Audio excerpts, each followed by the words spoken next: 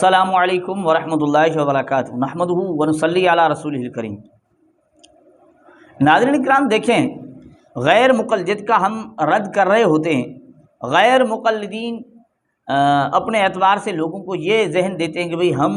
جب سے حدیث ہے اس وقت سے ہیں اور حق والے ہم ہیں، یہ اس طرح کی باتیں کرتے رہتے ہیں، اور کوشش یہ کرتے ہیں کہ لوگوں کو یہ محسوس ہو کہ اللہ کے رسول کے دور سے لے کر ہم چلے آ رہے ہیں، وہی حق والی جماعت چلی آ رہی ہے،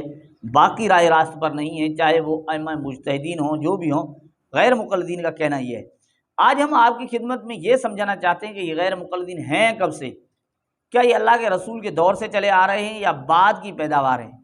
اب ان کو اگر ہم کہیں کہ بھئی آپ بعد کی پیداوار ہیں تو یہ ناراض ہوتے ہیں، اپنی طرف سے کہہ دیں تو یہ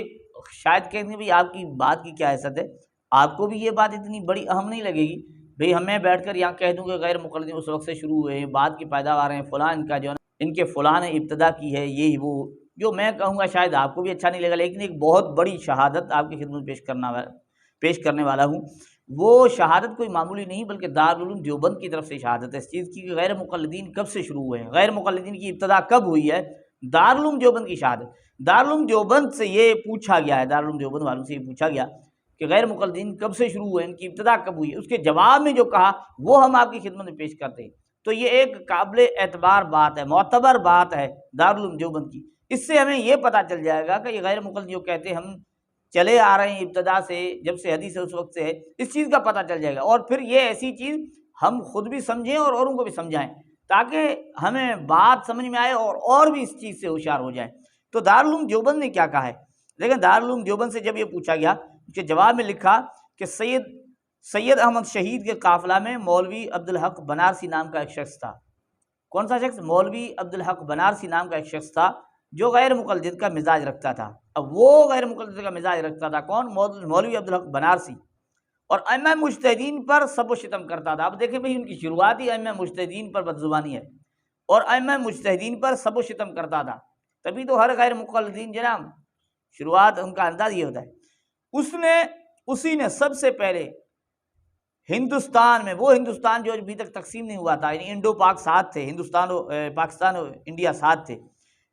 اسی نے سب سے پہلے ہندوستان میں غیر مقلد کی ذہنیت کو رواج دیا اور معاملہ بڑھتے بڑھتے ایک فرقہ کی شکل اختیار کر گیا۔ اب بھائی اس نے جو نا یہ شروعات کی ہے، ائمہ مجتہدین کی مخالفت، تقلید کا رد، ائمہ کی بات نہیں ماننی، خود تحقیق کرنا، خود محقق بن جانا، خود مجتہد بن جانا، اس نے ابتدا کی، اور لوگ آہستہ آہستہ لوگوں کو گمراہ کرتے کرتے ایک فرقہ بن گیا، جو ایسا فرقہ بنا جو کہتا ہے جو ہم بات کہتے ہیں وہی سچا ہے، ماہرین دین کی بات پیچھے رہ گئی، ائمہ مجتہدین کی بات پیچھے رہ گئی، اور علماء کی بات پیچھے رہ گئی، یہ اپنی بات کرتے ہیں، بس کہتے ہیں بھئی جو ہم نے سمجھا وہی صحیح ہے، اور لوگوں کو یہ ذہن دیتے ہیں ہم کب سے ہیں، اللہ کے رسول کے دور سے ہیں، جب سے حدیث ہے اس وقت سے ہیں، جس طرح اہل قرآن کہتے ہیں جب سے قرآن ہے اس وقت سے ہم ہیں،